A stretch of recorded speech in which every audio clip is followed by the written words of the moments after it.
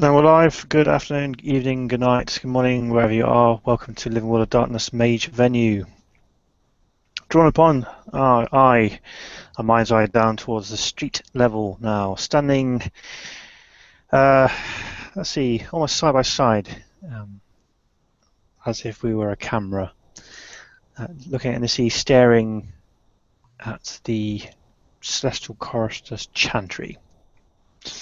Now it seems to be the neon of the evening, and of course the snow, since it's awful crappy weather in New York right now, is laid in stark contrast. Go ahead.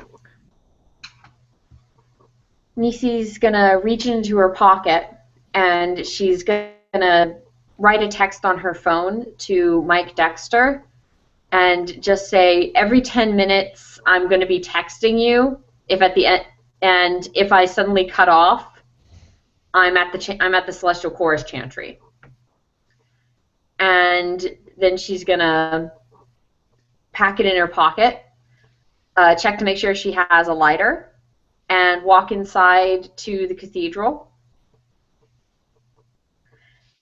As she does so, she's also going to set a timer on her phone so that she remembers every 10 minutes to do that. Gotcha. So what time are you approaching the chantry then? Is it going to be evening, day, morning? It's going to be around 2:30 in the afternoon. Okay. So the front doors are sort of have their open door policy about this time, even though it's just after the sermons. So people that want to come in and take a moment's reflection can do. If they want to see the clergy to arrange something after the Sunday service, they can do as well. So you sort of enter the chantry through the front doors, the sort of normal side of the building. There are a couple of sort of couples and single people either taking a pew to sort of a moment's reflection, peace and quiet, thinking about things, or having a discussion with members of the clergy, or sort of celebrating the choir boys' song for the Sunday and how well they're doing, proud parents and things like that. So it's quite a great deal of activity at this time in the afternoon. I'm going to find someone from the church that doesn't really seem to be particularly busy, and I'm going to go up and ask, hi, I was wondering if you'd seen Sister Alicia around lately. I had something I wanted to talk to her about. One of the random clergy members sort of looks at you with a vacant expression. I'm sorry, I don't know anybody by that name. Oh, really? Maybe I got it wrong. Well, thanks. You're welcome. A concerned glance from the clergyman. The clergy person should know who that is, and then sort of watches you walk away, and then resumes his task. Nisi is gonna check the kind of look around real quick, make sure that nobody's watching her, and then she's gonna go over to the door where the chantry is. Okay. So you see the doorway. You go through into the sort of back area where the doorways where they keep sort of private prayer room for the priest or that would take the sermon for the day.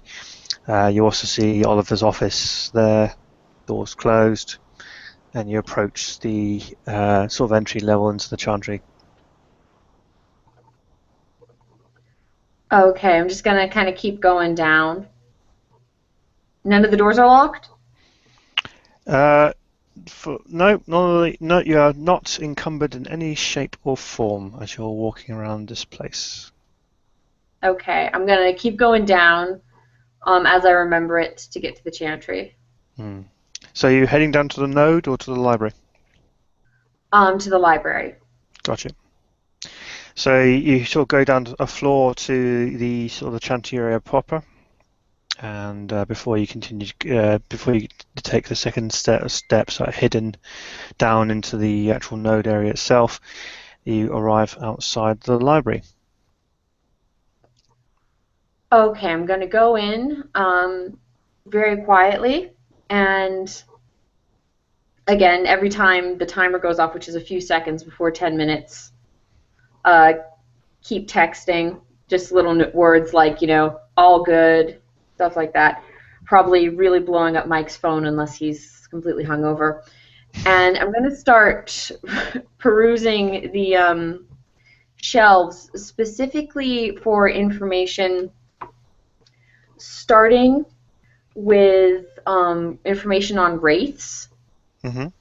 more particularly what their kind of motivations are and what they would do with a soul if they got one. Okay. So initially there, make a perception plus investigation roll, if you have it, or a perception or intelligence plus occult roll, if you have it. Okay. All right, I got one in occult, 4 in intelligence. Gonna go with that. So the perception plus investigation would be difficulty 6. You would find a book that would give you what you're after, or something very near to that. The intelligence plus occult roll will be a research roll with some of the books there to see if you can draw some conclusions and ask some questions. Okay, so perception plus, well, I've got 2 in. Oh, they're actually the same. So I'm gonna do a research and perception roll. Okay. Oh wait, so that was what the first one was, right? It'd be perception, investigation, or intelligence plus occult. Okay, let's see if I have investigation. Actually, my investigation is better, so that's 6 dice. That's investigation plus perception.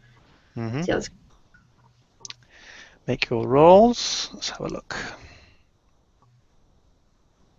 Well, that's going to be 1 success. 1 cancels just 7, and 9 success there for you. So okay, so you find some sort of manuscripts that cover sort of the bare bones, pun intended, basics of sort of what happens to the spark of energy of the soul if it becomes a wraith. Basically, it's very sketchy in some of the information it has. But it's going to grant you an extra bonus when you start investigating, start doing some research specifically on wraiths. I will give you, you will be able to ask one question though about wraiths now before you do any further investigations. Okay. Let's see here, let's think of something good. Specifically,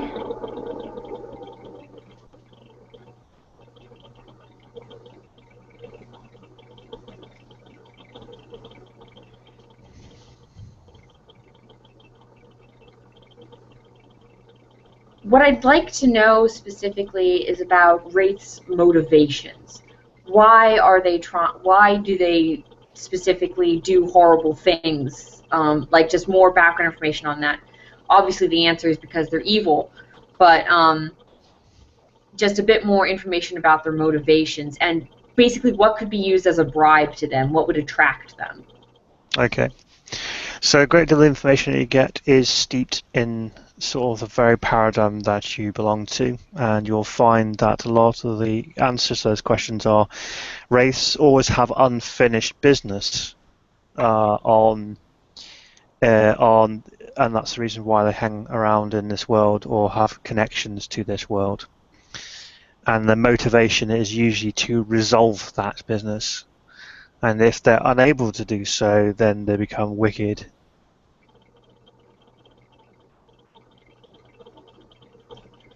Okay. The next thing I want to look into specifically with the information that is available is, since the spark of energy that turns into life is used to become wraiths, can sometimes be used to do that. I'd like to see, like, what else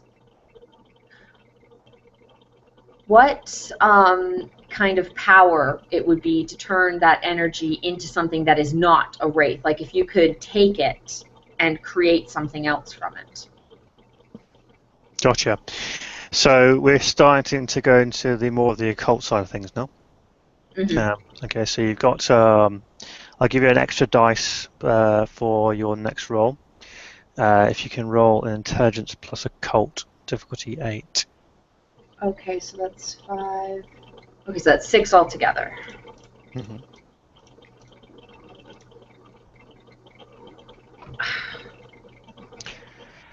Haven't turned up anything just yet, but this is going to equate to about 30 minutes worth of searching.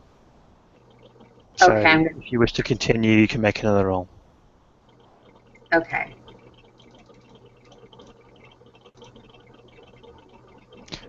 Well, that's amazing. Do I drop a book on my foot while I'm at it? Do I bang You, my head into one of the bookshelves? that's pretty good. It doesn't I think you probably make sense pull a. to me. Hmm, that I think that would be in the realms of. I think I'll give you a point of bashing damage as you basically one of the shelves drops, and it sort of you're personally become acquainted with the Dewey Decimal System, as in a decimal order the books slide into your head. It is not the most appropriate and the most enjoyable of circumstances. Um, Nisi's gonna like let out a series of sugar fudge and swear words she desperately wants to say but is in a cathedral. hmm. Okay. And as I'll give you one more roll for your intelligence plus occult there, difficulty 8, to see if you can do slightly more than a botch at 9 with -2 successes.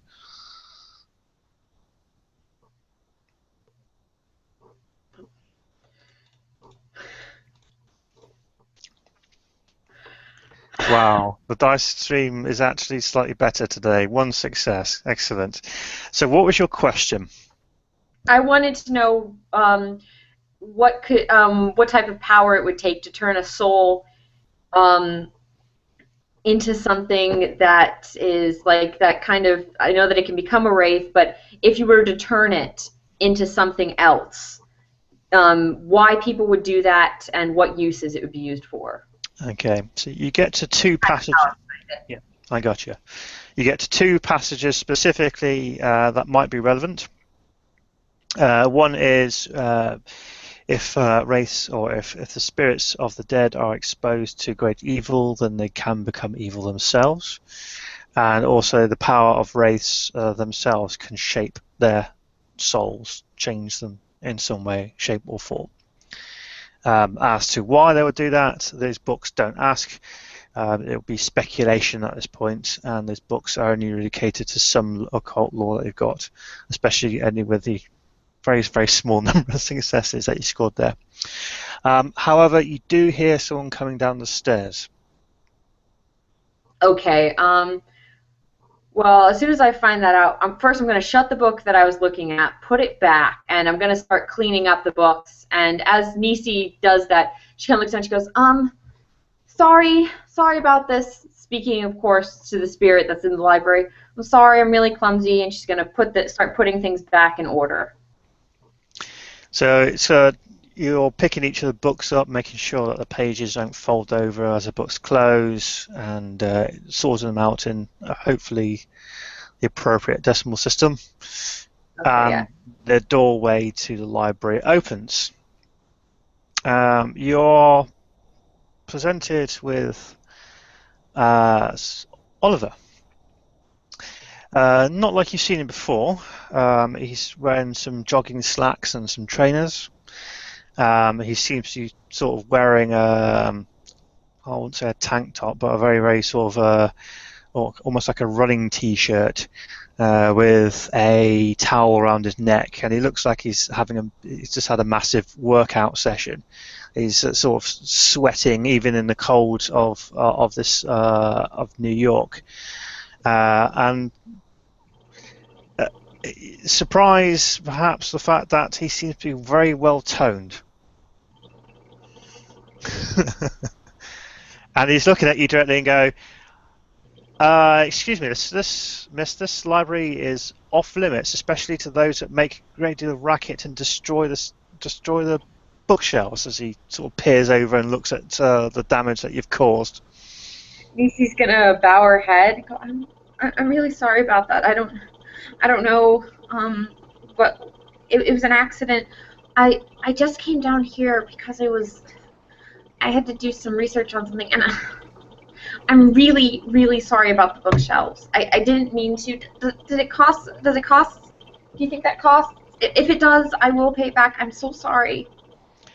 He walks over with a very with a sort of I guess wider gait than normal, and inspects the damage that's been caused, and then looks over you, twirls his moustache for one moment, and he goes, "There's some pegs there that seem to have just become loose. If you lift up that side of the one shelf, I'll grab the other, and we'll be able to put it back in place and make sure it's secure this time." Okay. She's gonna go for just. Do you think we should take the books out first before we do that? Don't worry about that. I think Okay. I'm sure I can manage. It's Okay. just the one shelf that basically is sort of collapsed, and you'll be able to slot the shelf back in place relatively straightforward. Okay. It's okay. Click, click, slots in place. He turns, sort of steps back for a second to inspect it, wobbles it a bit, so it puts a bit of pressure on it, so it seems like it can take weight. No creaking at all. And he goes, "If you'd like to help me put these books back and make sure they're all in order." Okay. Yes, of course. He literally just picks these books up, big, just squeezes them together in his sort of manly physique that he seems to have developed since the last time that you saw him, and then just starts slotting these books in place, and then it sort of giving you sort of direction to make sure that they're all sort of loaded in order as well. All right. There he goes. Excellent. Bit dusty in here. I should really get the boy to go and clean that. So now, you said something about research and paying back for damage that's been caused. I don't see any damage, but research. Um. Yes. More specifically, I'm trying to improve my skills in. She kind of like looks at him for a moment, like she's trying to say, I was trying to improve my skills in forces, and I was told there was a really great library here. Uh-huh. I see.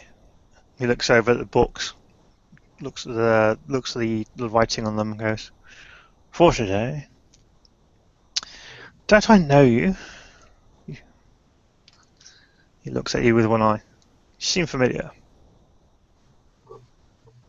He's gonna kind of pause, squint her eyes like she's trying to figure something out. Um, I don't know. I've come to this cathedral a couple of times. Are you here often? I might have run into you then. I don't know. I haven't been in. Uh, I've been here for some time, yes. Oh, okay. Just familiar. Hmm. No, can't place you. I suppose you were looking for Sister Alicia. Well, yes, they told me that. My friends told me before I used the library, I should probably talk to the person in charge, but nobody upstairs seemed to know who she was. Or maybe I just asked the wrong people. So I thought maybe I'd gotten the name wrong. So I came down here and nobody was here. So I thought, well, maybe it's not such a big deal to use the library.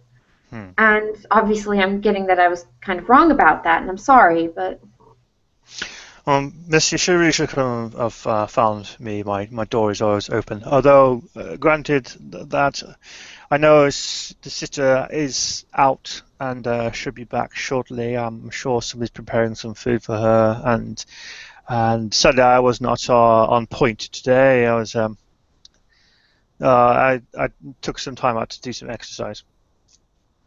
oh, okay. Now, you said something about forces, yes? Um, Yes, I was looking through the shelves trying to figure out how the library was organized when I had my accident. I see. Well, the physics books are over there if you require reading about forces. All right, thanks. And she goes to walk over there, and then she pauses like halfway to the shelf and kind of turns to him and says, "Actually, there was one other thing. I know this is kind of a weird question to ask, and I'm not sure if you knew, but I was going through some of my aunt's writings, trying to make sense of them. She used to come up here sometimes, and she actually had some stuff written, and her voice kind of lowers about the history of certain unsavory elements in New York technocracy. And she said some rather weird things in some of her writing, and I was wondering if we had anything that like substantiated that anywhere. No, wait, what? Something about your aunt mentioned technocracy, was that? Yeah, just history of other sects in New York City. History of sex? Oh, that's a wrong. Sects. Sorry, I can't believe it must be the way it came out. SECTS. Sects. Oh, I see. Well, there's sectarian religions over there, and are you talking about something like an organization or other organizations? Or perhaps organizations different from Sister Alicia? Yeah, and possibly I think there was this one organization called Sons of Ether. Mm, he twiddles his moustache on his nose.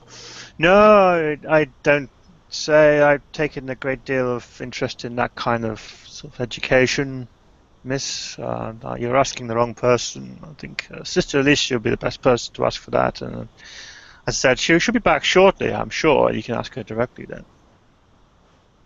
Okay, thanks. I appreciate that. I have to go to a Super Bowl thing at 6. She kind of shrugs her shoulders aimlessly. But hopefully I'll still be here when she gets here. Okay, so if you're okay, and I've got some work to do, you're okay to stay here and be quiet and make sure you don't trash the rest of the library, please? Yes, yes, of course. I'll take that as your promise then. Mm-hmm. Sorry, Miss. What's her name? Oh,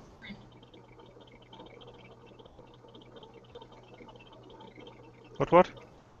oh, Flynn. My last name's Flynn. Miss Flynn. Okay. Well, I shall be upstairs in my office if you need. And again, do make sure that you don't destroy the books. Mm-hmm. Ta-da! He walks off and looks. He opens the door to the sort of outside stairway. And he looks back at you again, and it's like, sure, you're familiar somehow. And he steps through and closes the door behind him.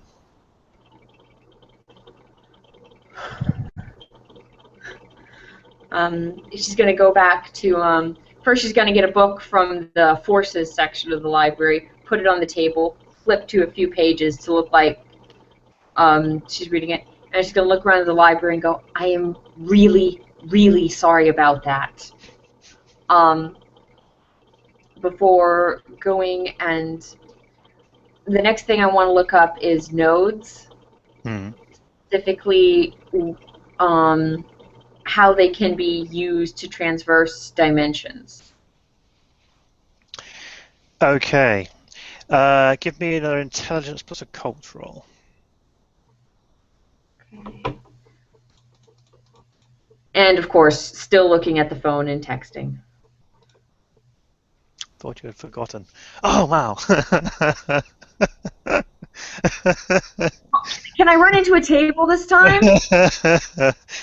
The dice do not like you today, do they? Look at this. Like This is the wall. Can I just fall down flat and break my nose? Just not with the bookcase. that seems to be very bad. Um, okay, you find a book, which is no, it looks promising in terms of its title, about the questions that you wanted to know about. So you read a passage which sort of answers your question, and the passage is, nodes themselves are the energy of the creator, and no energy can be destroyed, can be merely changed, but the creator himself has given these well springs of his divinity in order for us to shape the world easier. Nodes themselves cannot be used in any way, shape or form to create dimensional holes to other worlds.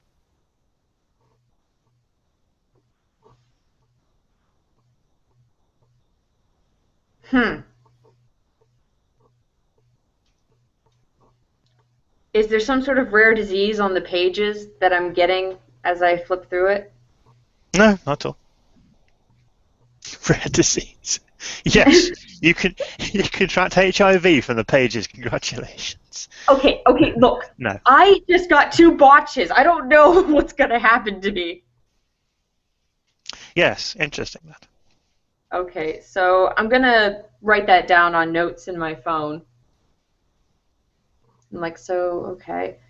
And when I turn the page, um, gingerly, not that that will make a difference, but I'm gonna. Does it just go on in that? Yeah, it goes on and says specifically, all nodes are attuned to an item or to a particular sound. If you find the sound or the item and invoke it in prayer, you'll be able to access the full power of the node. Or if you use your divine energy and the sphere of prime and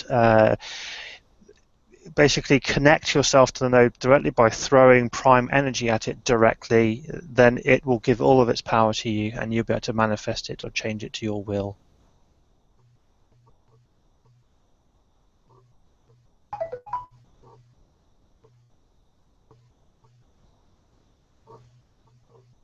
One second. Nisi's writing this down, so am No I. worries. Would you like me to rephrase? Oh.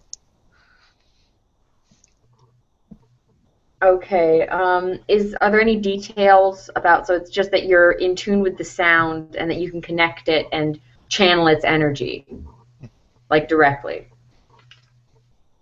Is that something Nisi would have known already? Like, is that common knowledge? Normally, no. Sort of. What was your rating for Prime, by the way? I'm 2 prime. Okay, so you know about manipulation of energy.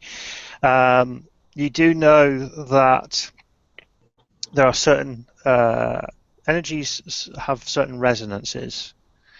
One of 3 resonance types. Now, generically, resonances, if you sort of put one resonance with the other, they sort of mutually annihilate each other, or they destructively interfere with each other. So what you've just read there seems to suggest that it seems to gloss over that if you had a different resonance to the node and you launched the energy at the node, it would be quite dangerous to you. But this book seems to be quite happy to just say do it. Very optimistic book. What else? What does it keep saying? That all nodes are the wellspring of the creator, and it's only really the members of the one song that should or have the right to use them. All other magicians essentially usurp the powers of the one in order to get power from these nodes to control them. But at all time, if a chorister used her or his divine provenance to control or influence a node, the node will always obey him or her over any other magician.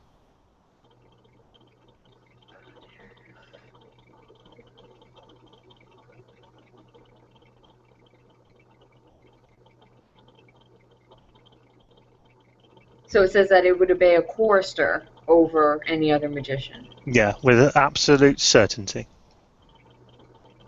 Hmm. When was this book written? Um, well, it looks like it's some manuscripts pieced together from two ages. Mostly, there's some 18th century illuminated scripts that have been translated into English. Obviously, with a photocopy or a reprinting of the original, and there are some 21st century work that's also being stored. It's an awful lot of work of the author who's written this book has taken supernatural texts and then sort of extrapolated some theories based on that. So we've got theories extrapolated on stuff that was coming at the tail end of the Inquisition. Lovely. Okay, then. All right, so I'm going to close that and put that away carefully. And the next thing I want to look through is I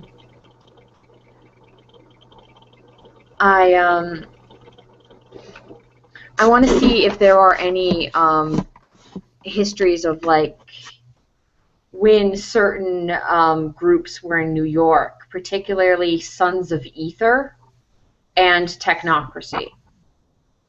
Okay. Would you like to make another intelligence plus occult roll, please? I love this rolling the dice.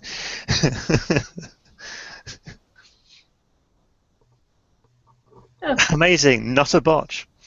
amazing. I'm not going to be killed by the books. Okay.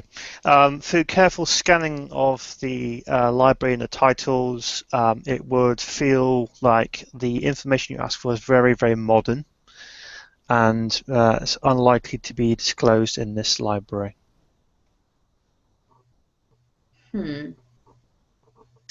Okay, next thing I want to do then is, well, subways have been around for a while. I'd like to look to see if there was, especially because some libraries have maps, anything like mapping out magical things to do with the subway. Okay, let's have a look.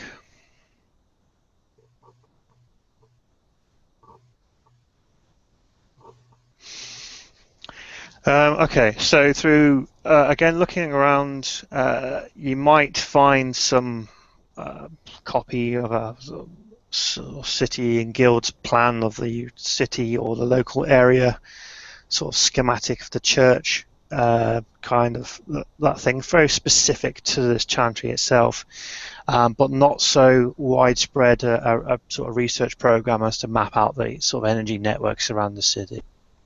So you looked out there, sadly. Huh? Okay. What's the guild? And Sorry, say again? the guild and chantry thing you mentioned. Guild and chantry stuff. Let me rephrase what I just said.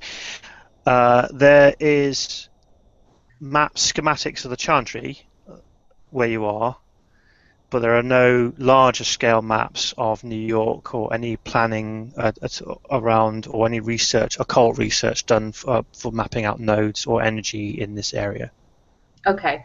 I'd like to take the schematic of the church, and does the church, does that include the chantry level?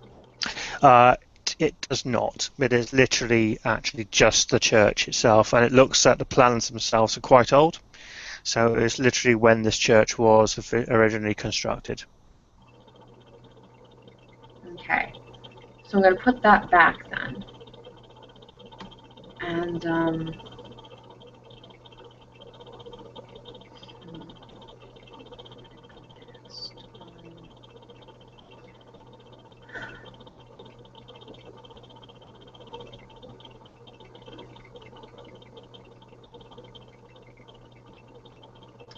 okay, I'd like to look up resurrection rites.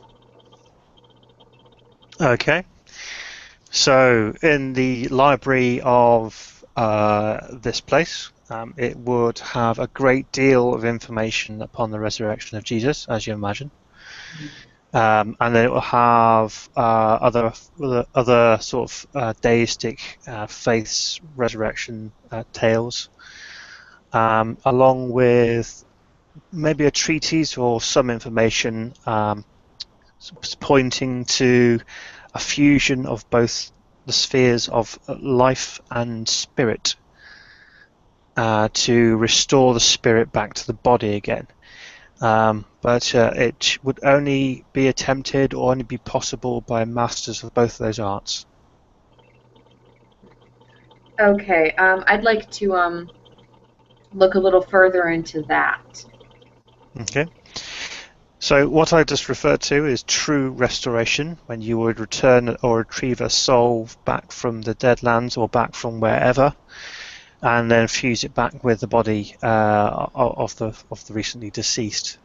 There are other lesser versions of this, some of which point towards more like Haitian voodoo, but there are theistic versions of those as well, which allow you to trap a soul into a body to motivate the body, but in very, very poor semblance of life.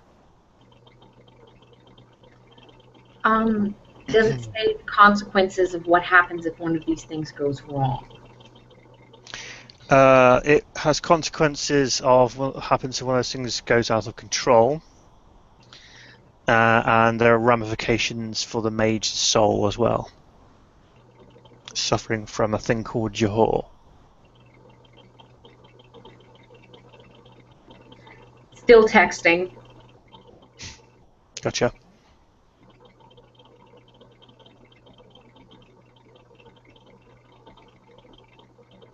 Okay. All right.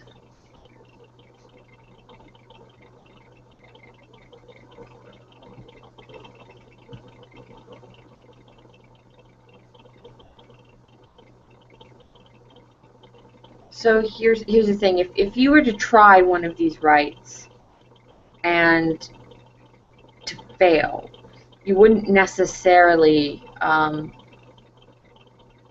you don't necessarily die, but something happens to your soul a little bit. Yes. There are states, mentioning previously, there are 3 different types of resonance, the way your types of energy, the way dynamic, or questing, static, or entropic. And each of those resonances have like an antithesis to them. If you do bad shit, which is related to these resonances, then you would end up with like carrying that soul weight upon you.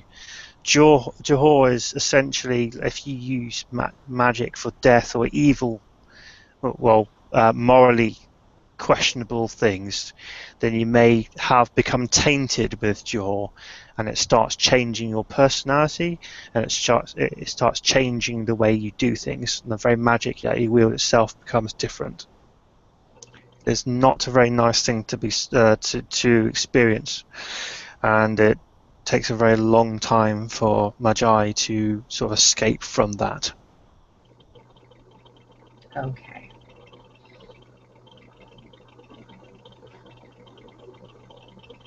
Next thing I want to look up, putting that away, is mind magic and how exactly you can compel someone to do something that they would not necessarily do normally, like something major, not like go to the store and steal a soda can, but like kill yourself, inflict self-harm on yourself or others. Okay. So there are overriding sort of moral principles that most human beings have that makes it very, very difficult for any kind of magic to do that. But it talks an adept of the arts of the mind can control people's minds and give them perceptions that perhaps the only way out of their state is to suicide by stepping in front of a car or by shooting themselves with a handgun or whatever you deem necessary for them. It's like you don't control their bodies to do that per se, but you sort of change their sort of way of thinking that will be the only solution for them. Adept level mind. So that's pretty high. Yeah, that's if Middling? you're an adept, you are just shy of a master.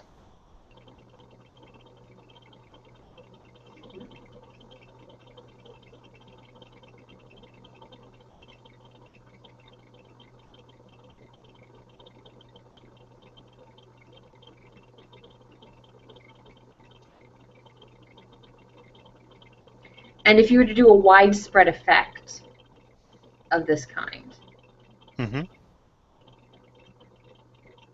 that would, I imagine, be maybe even further up. Well, you can achieve that with adept level. It would be a question of that you would then need to combine it with another knowledge of another sphere as well, correspondence at higher levels, adept levels as well. So correspondence and mind would allow you to affect the minds over a large area. It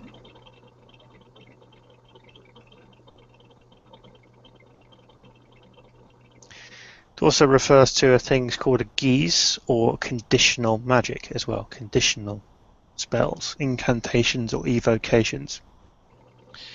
Now, if you're an adept on an understanding how time works and how time operates, i.e. the time sphere, you can place a quest or a condition upon a spell or invocation. As in, whenever you think about this, or whenever you do this action, or whenever you're about to walk into this location, or do something, or close your eyes, or blink your eyelids twice, then do this.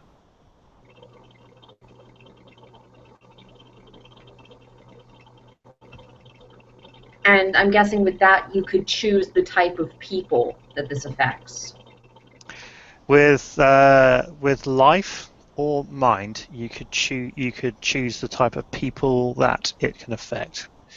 With life at the depth level, you could select all women or all men. Or with mind, ranging from the apprentice level all the way up to adept level, you could select only people that think about a password, or only people that think they're Christian, or only people that are happy.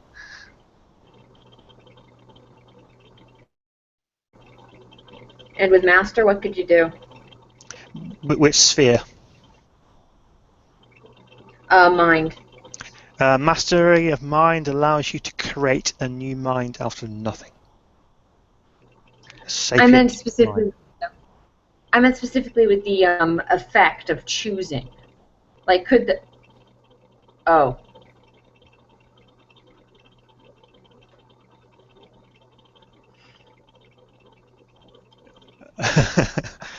Oh.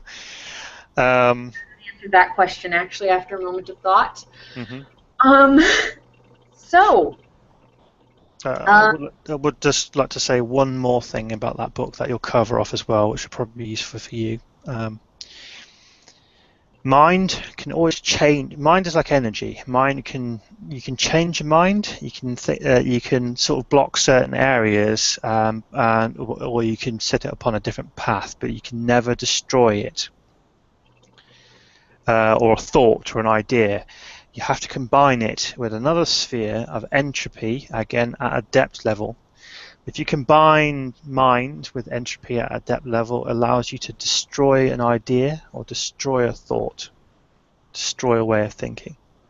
You could break someone's faith or have them forget that they were ever married. It specifically uses that as an example. Mm-hmm. Well, I'm using that as an example, but it allows them to forget the most. I think the book itself would refer to that allows them to forget a loved one or a place, or even their own name.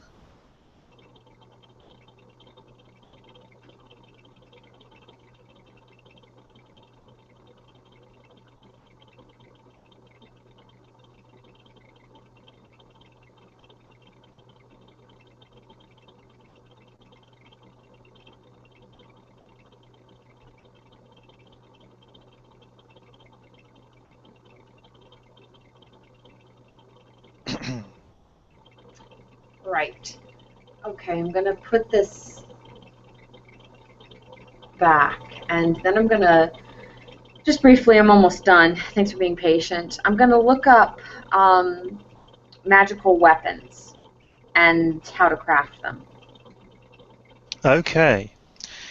Then I'd like you to make one single roll of intelligence plus occult, difficulty 8. I'm gonna break my nose, I destroy know. the body, I'm gonna burn it down. So that's 5.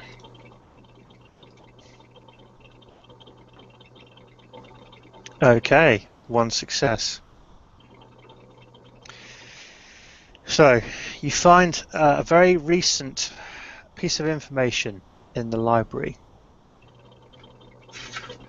And it was part of a deal that was made, a territory deal actually, to allow the celestial choristers to construct and go about their business. This chantry, unaided, but also sort of not stopped and protected from the technocracy if should they ever arrive. It's like a mutual agreement pact.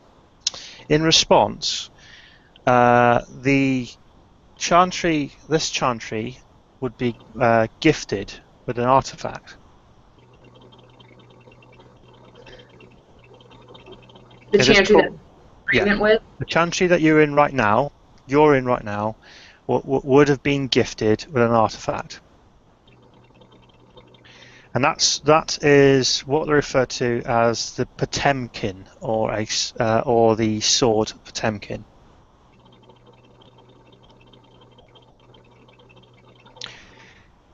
So that's a very interesting note that you have. However, if you going into the theory behind it in spheres as well, there are several ways of creation of an artifact of power.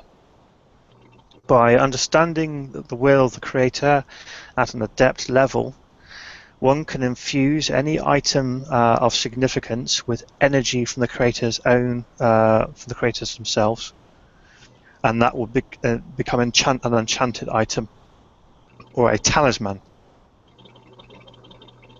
It could be gifted with magical powers, or make it the most formidable weapon, or the most protective shield, or the most protective armor, or whatever business you had, it would be able to make it most potent. That'd be the prime sphere. Okay. It would cite one more way of doing creation of magical items, and that would be the convincing and the binding of one of the holy spirits of the creator into a blade or a weapon or armor or an item on a permanent basis, and the spirit or the angel itself would provide its powers for use, become a holy weapon. And just to check, do I know what the Potemkin sword is? Like, does that name ring a bell with me? No, it doesn't. Okay, but it's got a name. It's fun.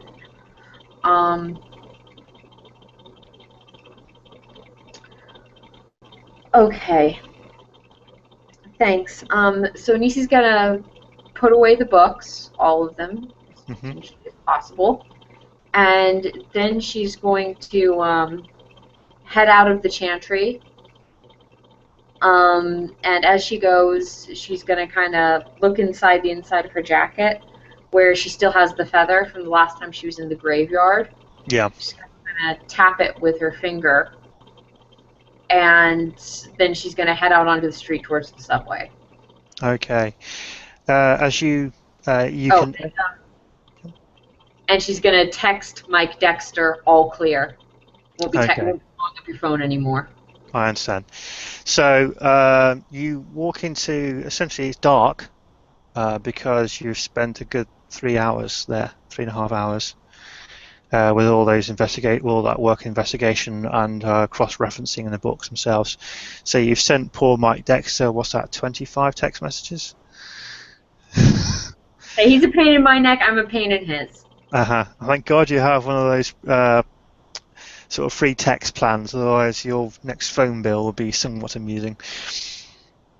Okay, so you exit the church without further ado, and you're left unattested, although you do get some strange looks and people that have all since cleared out, apart from the occasional one or two. It's like, where did she come from? She's been down there for some time.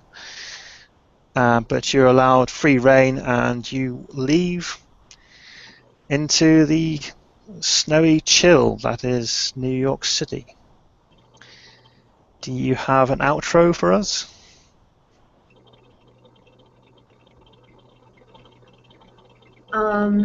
As Nisi walks towards the subway, the rather overrated remains of the last New York snowstorm at her feet, she looks again at the feather in her pocket, wondering what exactly it is, and also with a new question in her mind. What is Potemkin? As well as a vague sense of unease that in the case of Mary Lassiter, the love of a lost one has gone horribly, horribly wrong.